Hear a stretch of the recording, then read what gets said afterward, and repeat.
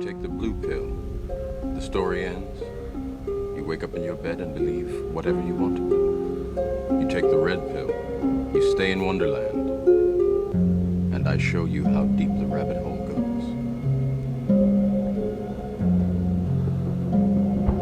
Oh, you're a conspiracy theorist. It's like, yes, and so is every human being alive.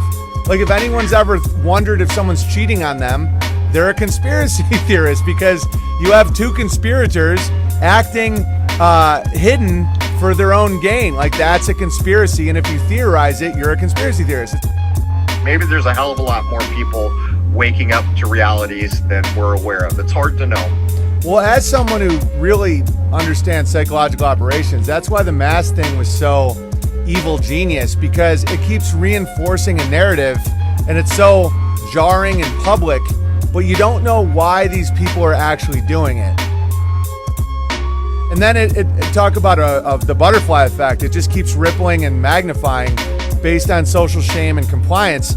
I bet in the beginning a lot of people were doing it just because someone told them to do it, or because their boss told them to do it and they don't like conflict. And so then other people are like, oh, this thing is real. At this point, the only evidence that there is a pandemic is the fact people are wearing masks. That being said, I do think that there's a lot of people that are shockingly blind. They just remove God. They remove order. They remove a blueprint, a fingerprint, ratios, the symmetry. They just make it chaos when it clearly can't be chaos.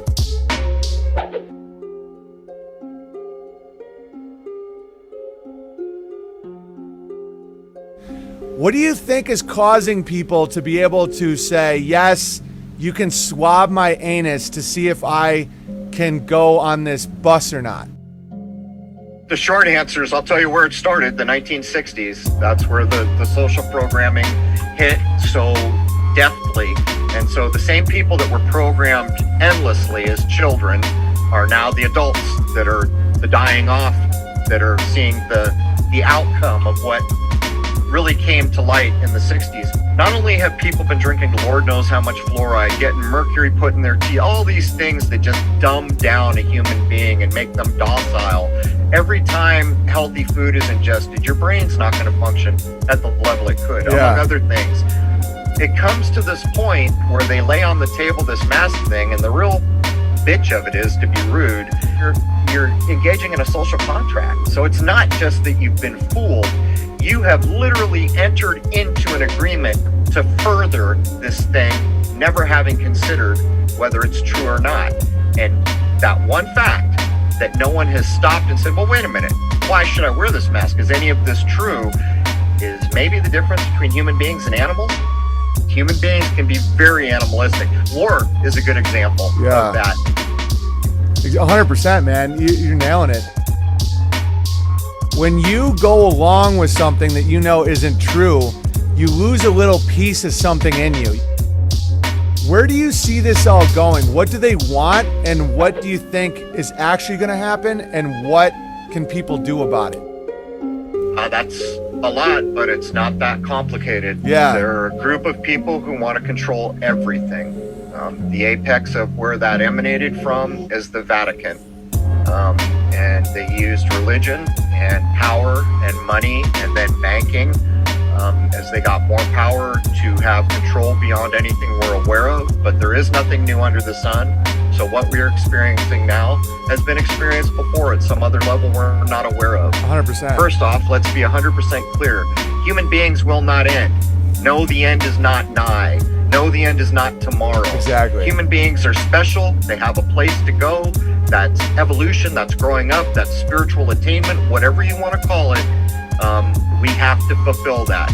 Now, could we be set back and have it take the entirety of the race of humanity another millennium or 3 or 8 or yeah, probably. Nobody can go against what nature proves is true. They might pull it off for a while. They might pull it off for longer than you think they could, but eventually the tide's coming in. Nature teaches us outright that to build a thing that lasts and pass the test of time in this world, the first thing you must do is lay a foundation. It must be a true foundation, or it will not last the test of time. Yeah. This has been demonstrated in endless ways by nature. So what we're seeing now is built as a house of cards. There is no true foundation, and it is built on lies.